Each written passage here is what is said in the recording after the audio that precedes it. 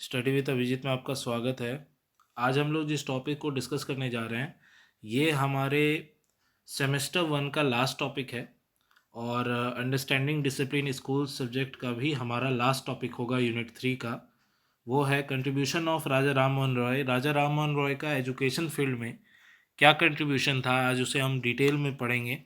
ये इससे पहले हम लोगों ने गाजूभाई बदेगा के बारे में पढ़ा। ये दो क्वेश्चन जो है इनमें से कोई भी एक आपके एग्जामिनेशन में आएगा ही आएगा, कंफर्म है। तो ये दो वीडियो आप बहुत अच्छे से देखिएगा। चलिए वीडियो शुरू करते हैं। देखिए, contribution of socialist Raja Ram Mohan Roy. Raja Ram Mohan Roy के बारे में पहले कुछ जान लेना ज़रूरी है। Raja Ram Mohan Roy was born on 22 May 1772 in village Radhanagar in the district of Hooghly in Bengal. Bengal के हुगली डिस्ट्रिक्ट में राधानगर विलेज है, वहाँ पे इनका जन्म हुआ था। His father Ramkanto Roy was a Vaishnavite while his mother Tarini was from a Shakta background, यानी कि शक्ति उपासक थी उनकी मदर और उनके फादर जो थे वो वैष्णव थे। राजा Ram Mohan Roy was sent to Patna for higher studies. By the age of 15, Raja Ram Mohan Roy has learned Bangla, Persian, Arabic and Sanskrit. बहुत सारे लैंग्वेज ही जानते थे। एजुकेशन इनका कैसे कैसे हुआ है वो देख लेते हैं। He got Bengali and Sanskrit education from the village school से इन्होंने बंगाली और संस्कृत सीखा। After that Raja Ram Mohan Roy was sent to Patna to study Persian and Arabic in a Madrasa.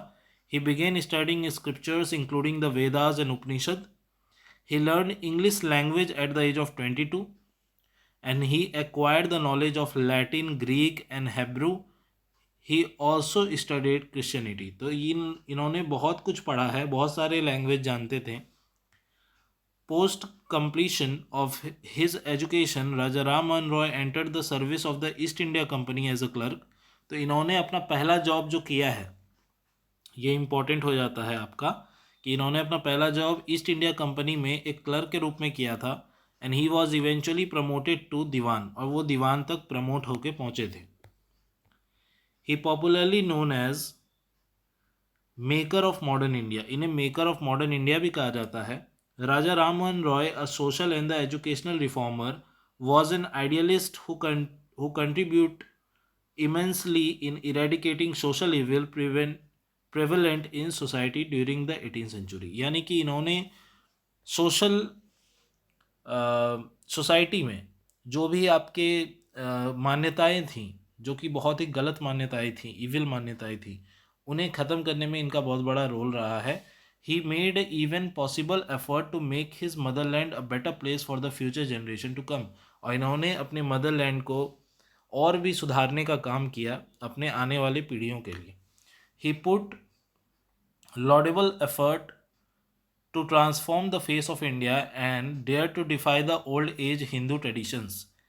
A modernist by virtue, he undertook a lot of social reforms to change the society and work for the upliftment of the status of women in India. यानी कि इन्होंने women को आगे बढ़ने के लिए जो भी पॉसिबल वे हो सकता था, सोशल रिफॉर्म्स को चेंज करने की बात हो या फिर वुमेन को स्टेटस दिलाने की, वो सब कुछ इन्होंने किया है अपने लाइफ में। सोशल रिफॉर्म की बात करें, आखिर इन्होंने किया क्या, तो इन्होंने आत्मसभा बनाया। इन 1814 Raja Ram Mohan Roy form the Atmasabha. Atmasabha tried to initiate the social and the religious reforms in the society. तो आत्मसभा का काम था जो सोशल और रिलीजियस रिफॉर्म्स लाने थे, यानी उनमें जो चेंजेस करना था सोसाइटी के अंदर, उनका काम आत्मसभा करती थी। Raja Ram Mohan Roy campaigned for right for women including the right for widow to remarry. तो देखिए इन्होंने क्या क्या किया, ये सबसे पहला पॉइंट है कि विडो जो हो जाती है उन्हें तो पहले रीमैरी मतलब दोबारा शादी करने के लिए ये एलिजिबल नहीं थे वो, या सोसाइटी के द्वारा ये इसे सही नहीं माना जाता था। राजा राम मोहन रॉय ने सबसे पहला काम तो यही किया कि उन्होंने विडो को रीमैरी करने का राइट दिलवाया। And the right for women to hold the property, ये हो गया दूसरा इनका कि वुमेन भी प्रॉपर्टी में राइट रखती हैं। ही एक्टिवली अपोज्ड सती सिस्टम, इन्होंने सती सिस्टम के खिलाफ भी। सती सिस्टम क्या होता था कि जब किसी महिला का जब पति मर जाता था तो उसके लाश के साथ ही उसे भी जला दिया जाता था, यही सती सिस्टम था, जिसे कि जो कि बहुत ही गलत था। इसे हटाने का काम भी राजा राम मोहन रॉय ने किया है। And the practice of polygamy, ये हो गया चौथा पॉइंट, कि बहुत सारी शादी जो होती थी, यानी एक ही पति के बहुत सारी पत्नियां हैं, तो ये पॉलीगैमी जो था इसे भी बंद करवाने में बहुत बड़ा रोल निभाया था राजा राम मोहन रॉय ने। Raja Rammohn Roy raised his voice against the sati system. Raja Rammohn Roy protested it. Even he went to England to give witness before the Privacy Council against this cruel practice, where the Orthodox Indians has appealed hot to repeal his system.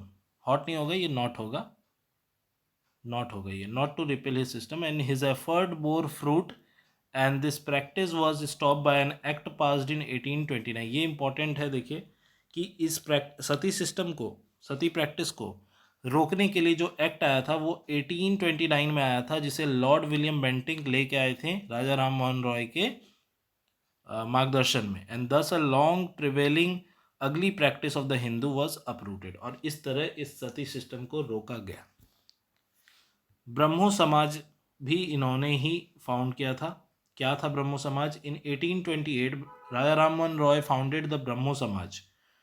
दो Brahmo Samaj, he wanted to expose the religious hypocrisies and check the growing influences of Christianity on the Hindu society. यानी ब्रह्मो समाज ने इन्होंने religious hypocrisies को सामने लाया, और जो क्रिश्चियनिटी का इन्फ्लुएंस था उसे भी, हिंदू सोसाइटी में जो हो रहा था उसे भी एक्सपोज किया है। रिफॉर्म थ्रू ब्रह्मो समाज, क्या क्या रिफॉर्म्स किए थे इन्होंने? तो Brahmo Samaj which was transferred into Brahmo Sabha which was transferred into Brahmo Samaj became the vehicle of Raja Ram Mohan Roy social religious reform, and it preached monotheist, it condemned idolatry, it saw no difference between the man and women. तो इनका जो main motto था कि man और women के बीच में कोई भी फर्क ना रह जाए, because it accepted the fatherhood of God and brotherhood of mankind, and it condemn the ritualist practice like animal sacrifice. और इन्होंने जो रिचुअल प्रैक्टिसेस होते थे, एनिमल सेक्रीफाइस जिसमें किए जाते थे, उसके अगेंस्ट भी इन्होंने बात उठाई थी। It also fought for the emancipation of women, दस मैनी इविल प्रैक्टिस, जैसे कास्ट सिस्टम हो गया, सती सिस्टम हो गया, चाइल्ड रिमैरेज हो गया, पॉलीगैमी हो गया, ये सब को ख़त्म करने का काम कहीं ना कहीं ब्रह्मो समाज करती, ऐसा टारगेट था उनका। The Brahmo movement gain the momentum through Devnath Tagore and Keshav Chandra Sen later on. इन दोनों के द्वारा भी इस ब्रह्मो मूवमेंट को मोमेंटम मिला आगे जाके। Thus for the creation of a healthy society Brahmo Samaj was determined, and this definitely created a milestone in the cultural heritage of India. अब देखते हैं कि चैम्पियन ऑफ वुमेन लिबर्टी इन्हें क्यों बोला गया, कि ये चैम्पियन रहे हैं वुमेन लिबर्टी के लिए, इन्होंने बहुत काम किए हैं। तो क्या क्या काम इन्होंने वुमेन से रिलेटेड किया था? तो Raja Ram Mohan Roy advocate the liberty of women, and he was determined to give women her proper place in the society. तो इन्होंने वुमेन को वो अधिकार दिलवाएं सोसाइटी में जिससे वो वंचित थे। Besides abolishing Sati, he advocate in favour of window remarriage, यानी सती सिस्टम ही सिर्फ नहीं रोके, जबकि विडो रीमैरिज को भी प्रपोज किया था इन्होंने।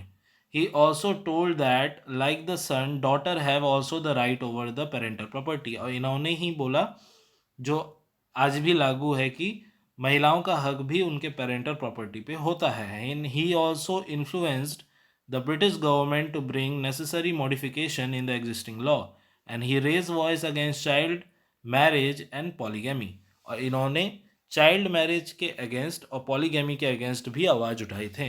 And he was the advocate of the women education, thus he advocate women liberty out and awakened them, यानी कि वुमेन लिबर्टी के लिए बहुत सारे काम जो है राम मोहन रॉय ने किए हैं अपने पूरे लाइफ के अंदर। इन्हें फादर ऑफ इंडियन जर्नलिज्म भी कहा जाता है। क्यों कहा जाता है? ही believed in the freedom of press. ये प्रेस के फ्रीडम पे बहुत बिलीव करते थे कि प्रेस को पूरा फ्रीडम मिलना चाहिए। And his most popular journal, इन्होंने एक जर्नल निकाला था संवाद कौमुदी। ये देखिए, ये सबसे इम्पॉर्टेंट पॉइंट है। आप किसी भी हालत में ये पॉइंट छोड़ के नहीं आ सकते, आपको लिखना ही होगा एग्जामिनेशन में। ये एडिटर भी रहे हैं मिरत उल अकबर के।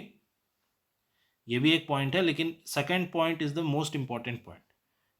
He could express his view in powerful English. तो ये कहीं ना कहीं इंग्लिश के बहुत अच्छे स्पीकर थे। तो ये अपने जर्नल्स में बहुत ही अच्छी इंग्लिश का इस्तेमाल करके अपने थॉट, अपने एक्सप्रेशंस या अपने बातों को रख पाते थे। एजुकेशनल रिफॉर्म, जो कि सबसे इम्पॉर्टेंट पार्ट होगा, वो क्या था? He believed education to be implemented for social reform. Without proper education we can't reform our society. इनका मानना था कि अगर एजुकेशन अच्छे से नहीं दिया जाए तो सोसाइटी में भी बदलाव नहीं आ पाएंगे, सोसाइटी को भी रिफॉर्म करना बहुत ही मुश्किल हो जाएगा। एक प्रॉपर एजुकेशन चाहिए हमें, जब हम सोसाइटी को बेटर बना सकें। And he believe that modern education was an important vehicle to carry social reform and enlighten people about their rights। और इनका मानना था कि मॉडर्न एजुकेशन को कहीं ना कहीं ज़्यादा मान्यता दिया जाना चाहिए कि वो जो पीपल के अंदर जागरूकता ला सकें और कहीं ना कहीं सोसाइटी में बदलाव ला सकें। इसीलिए इन्होंने एजुकेशन में एजुकेशनल कंट्रीब्यूशन इनका क्या था? He advocate the introduction of an English education system in the country, teaching scientific subject like mathematics, physics, chemistry and even botany। तो इन्होंने इंग्लिश एजुकेशन सिस्टम को यहाँ इंट्रोड्यूस किया और मॉडर्न सब्जेक्ट जैसे मैथमेटिक्स हो गया, फिजिक्स हो गया, केमिस्ट्री हो गया, बॉटनी हो गया, इन्हें भी इम्प्लीमेंट करने की बात की थी। और ये कहीं ना कहीं उस समय सोसाइटी के लिए बहुत ही ज़रूरी था, क्योंकि कहीं ना कहीं सोसाइटी इन सब चीज़ों से बहुत कट रही थी। तो इंग्लिश एजुकेशन सिस्टम उस समय एक ऐसा बेस बना जिसकी मदद से कई लोग फिर से ट्रैक पे आ पाए।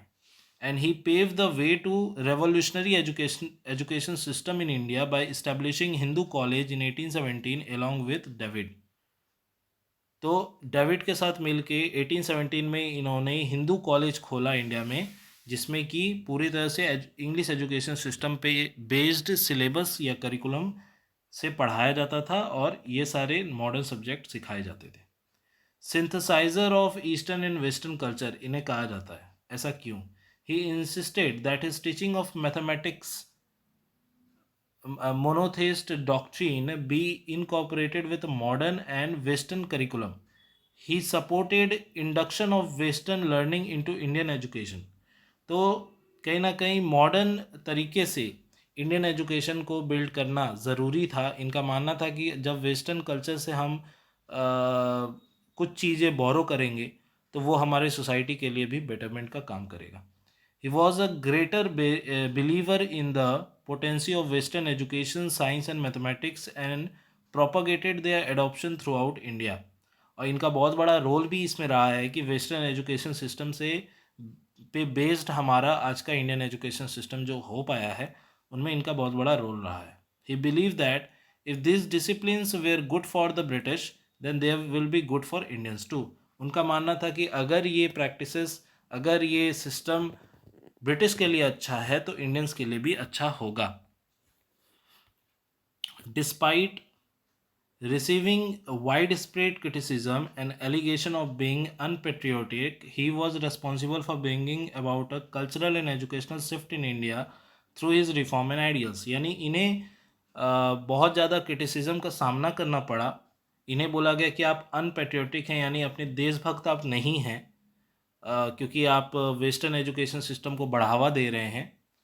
लेकिन फिर भी ये अपने काम पे डटे रहें और जो भी बन पाया इन्होंने किया है। Believe that Indians should learn the good things from the west and infuse it with traditional knowledge to produce unique and potent results. तो उनका ये कहना था कि हमें ब्रिटिश एजुकेशन सिस्टम ही यहाँ इम्प्लीमेंट नहीं कर देना है, हमें उनसे अच्छी चीज़ों को बोरो करना है और अपने यहाँ अप्लाई करना है। साइंस एंड लिटरेचर पे इनका बहुत बड़ा योगदान रहा है। He opened schools and colleges at several places. Vedanta College and English College and City College of Calcutta were the result of this effort. तो उन्होंने साइंस के ऊपर बहुत बड़ा रोल दिया था. उन्होंने वेदांता कॉलेज खोला था, इंग्लिश कॉलेज खोला था, सिटी कॉलेज कलकत्ता में भी उन्होंने खोला था. He all these educational institutes so really contributed toward the modernization of India. और कहीं ना कहीं ये सारे चीज़ें जो है वो मॉडर्नाइजेशन ऑफ इंडिया की तरफ एक कदम के रूप में देखा जाता है. Raja Ram Mohan Roy made the newspaper Sambad Kaumudi, जिधर जो पहले भी हम लोगों ने पढ़ लिया है, and Mirat ul Akbari and his book a medium to propagate his ideals. तो ये जो इन्होंने न्यूज़पेपर चलाया था और जो बुक लिखा था वो कहीं ना कहीं उसके उनके सोच, उनके मीडियम को दर्शाता था. He also made a tremendous contribution in the development of Bengal, Urdu, Persian, Arabic, Sanskrit and English language. इन सब लैंग्वेजेस और उनके लिटरेचर्स में इनका बहुत, उनके डेवलपमेंट में इनका बहुत बड़ा कंट्रीब्यूशन रहा है. And road book in all this languages, और उन्होंने अपने बुक्स को इन सारे लैंग्वेजेस में लिखा भी है. लैंग्वेज एजुकेशन में इनका कैसा रोल था? He was a scholar and a great educationist who also detailed knowledge of Sanskrit, Persian, English, Arabic, Latin, and Greek. He supported English as a medium of teaching in India as he believed that teaching through English language was superior to traditional Indian education system. इनका मानना था कि English language में पढ़ना कहीं ना कहीं traditional Indian education system से अच्छा है, ये इनका मानना था. जबकि मुझे ऐसा नहीं लगता कि इंग्लिश में पढ़ना ज़्यादा सुपीरियर हो सकता है, क्योंकि कोई भी लैंग्वेज जो है वो सिर्फ एक ज़रिया होता है कम्युनिकेशन का. और अगर यहाँ पे ज़्यादा लोग उस वक्त इंग्लिश नहीं जानते थे तो इंग्लिश में पढ़ना कभी भी बेटर नहीं हो सकता उस सोसाइटी के लिए जहाँ वो लैंग्वेज ज़्यादा फैला ना हो. आज भी पूरे इंडिया में देखा जाए तो हिंदी सबसे ज़्यादा फैलने वाला लैंग्वेज है, जो सबसे ज़्यादा जगह बोला जाता है. लेकिन फिर भी हमारे हाई कोर्ट में या हमारे सुप्रीम कोर्ट में हर चीज़ इंग्लिश में होता है, जो कि सही नहीं है एक सोसाइटी के रूप में अगर देखा जाए. मान लीजिए कि कोई केस चल रहा है और उसमें जो जिनके ऊपर एलिगेशंस लगे हैं उन्हें इंग्लिश आती ही नहीं है, और जज और वकील दोनों ही इंग्लिश में ही डिस्कशन करके जजमेंट दे देते हैं. तो ये तो पूरी नाइंसाफ़ी है उस आदमी के साथ जिन्हें ये लैंग्वेज नहीं आती थी. तो इंग्लिश को प्राथमिकता देना कि इंग्लिश ही ज़्यादा सुपीरियर है, ये कहीं ना कहीं ठीक नहीं था. इस पे काम करने की ज़रूरत थी. आज बहुत हद तक इस पे काम हुआ है. आप देखिए जितना भी गवर्नमेंट आपके गवर्नमेंट डॉक्यूमेंट्स हो जाएं या ऑर्डर्स हो जाएं, या वो सब दो भाषा में आते हैं, बायलिंगुअल हैं, इंग्लिश में भी हैं, हिंदी में भी हैं, जो कि सही है आज के पर्सपेक्टिव के अनुसार. उस समय ऐसा नहीं सोचा जाता था. उनके अदर कंट्रीब्यूशन की बात अगर की जाए तो 1817 में उन्होंने डेविड हारे के साथ कोलैबोरेशन किया और हिंदू कॉलेज खोला कलकत्ता के अंदर. देखिए ये सारे फैक्ट्स हैं, आपको सारे फैक्ट्स एकदम डेट के साथ अच्छे से याद रखने होंगे. 1822 में रॉय ने एंग्लो हिंदू कॉलेज खोला और 1826 में उन्होंने वेदांता कॉलेज खोला. He insisted that his teaching of monotheist doctrine be incorporated with modern westernization curriculum. तो ये इनके कंट्रीब्यूशंस थे. ये तो बहुत इंपॉर्टेंट है, आप इसे डबल मार्क कर लीजिए, लेकिन इसे अच्छे से पढ़ के जाइएगा. वुमेन के एजुकेशन में भी इन्होंने बहुत रोल दिए हैं. He believed in equality of education for both man and women.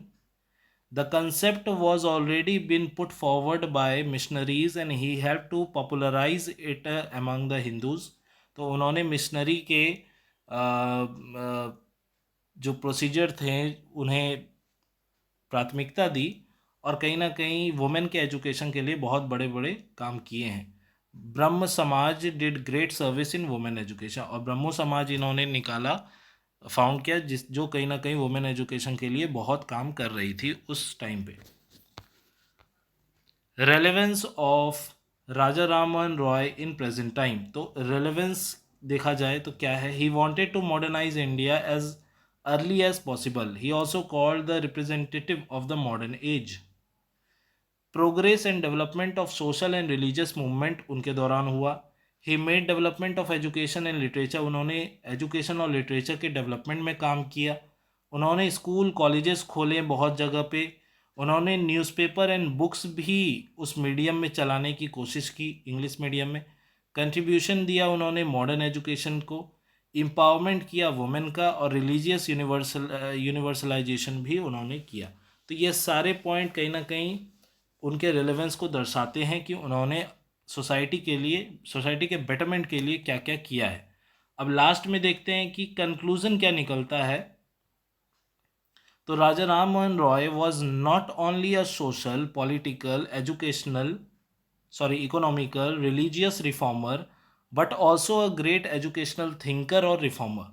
यानी कि वो सिर्फ सोशल, पॉलिटिकल, इकोनॉमिकल या रिलीजियस रिफॉर्मर नहीं थे, बल्कि वो एक एजुकेशनल थिंकर भी थे और एजुकेशनल रिफॉर्मर भी थे।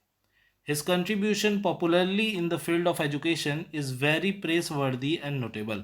उनका कंट्रीब्यूशन एजुकेशन के फील्ड में वो कहीं ना कहीं तारीफ़ के लायक है, क्योंकि देखिए उस टाइम पे जहाँ हमारे यहाँ का जो एजुकेशन सिस्टम था वो एक टाइम सबसे ऊपर था। आप अगर जानते हैं कि नहीं ये मैं नहीं जानता, लेकिन जो 300 BC के टाइम में, जिस टाइम मौर्य थे आपके या गुप्त एरा चल रहा था, उस टाइम हमारा एजुकेशन सिस्टम सबसे पीक पे था। उस टाइम हमारे यहाँ गोल्डन कॉइन्स चलते थे, हमारी इकोनॉमी पूरे वर्ल्ड में सबसे ज़्यादा थी, और उस वक्त तक्षशिला में दूर दूर से लोग पढ़ने के लिए यहाँ आते थे।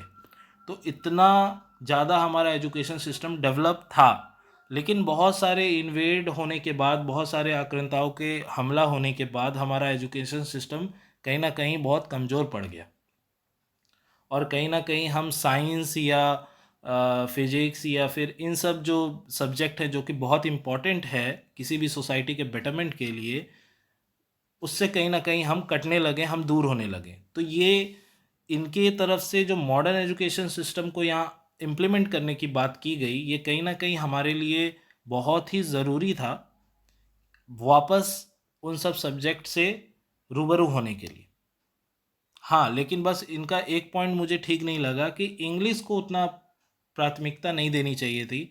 हम सब्जेक्ट बोरो कर सकते हैं, हम नॉलेज बोरो कर सकते हैं, बट हम किसी का मीडियम बोरो नहीं कर सकते, खासकर उस जगह जहाँ वो लैंग्वेज बोलने वाले लोग के परसेंटेज बहुत कम हो। He is the innovator of modern India, उन्होंने मॉडर्न इंडिया बनाने की पूरी कोशिश की थी। Really both Raja Ram Mohan Roy and Brahmo Samaj played a significant role in making of modern India. तो ये इनका कंक्लूज़न था। बहुत सारे बेटरमेंट, सोसाइटी के बेटरमेंट के लिए इन्होंने काम किया है। बहुत ही इम्पोर्टेंट ये क्वेश्चन बनता है आपके लिए लॉन्ग आंसर में पूछने के। लगभग 90% चांस बन जाते हैं इस क्वेश्चन के, तो आप इसे बिल्कुल भी स्किप करने की गलती मत कीजिएगा। इसी के साथ हमारा जो अंडरस्टैंडिंग डिसिप्लिन कहिए या फिर सेमेस्टर 1 कहिए, वो हमारा ख़त्म हो चुका है। तो इसके बाद सेमेस्टर 2 का ही एक नया टॉपिक हम लेके, नया कह लीजिए सब्जेक्ट जल्द ही आपको देखने को मिलेगा। अगर आपको वीडियो पसंद आया है आज का, और अगर आप मेरी बातों से सहमत हैं, तो आप मुझे कमेंट कर सकते हैं। अगर अभी तक आपने मेरे चैनल को सब्सक्राइब नहीं किया तो वो भी कर लीजिए। अपने दोस्तों के साथ इस वीडियो को शेयर भी कीजिए कि उन्हें भी ये यूज़फुल कंटेंट मिल सके। और इसी के साथ जो हमारा यूनिट ख़त्म हुआ है, तो इसका PDF जो है वो आपको मेरे टेलीग्राम चैनल में मिल जाएगा। अगर अभी तक आप वहाँ नहीं गए हैं, विज़िट नहीं किए हैं, तो आप डिस्क्रिप्शन में मैं डाल दूँगा, आप वहाँ जाके उसे टेलीग्राम चैनल पे जाके ये डाउनलोड कर सकते हैं, जिससे आपको पढ़ने में आसानी होगी। Thank you for watching. मिलते हैं अगले वीडियो में। तब तक के लिए हमारे साथ ऐसे ही जुड़े रहे और हमारा हौसला ऐसे ही बढ़ाते रहें।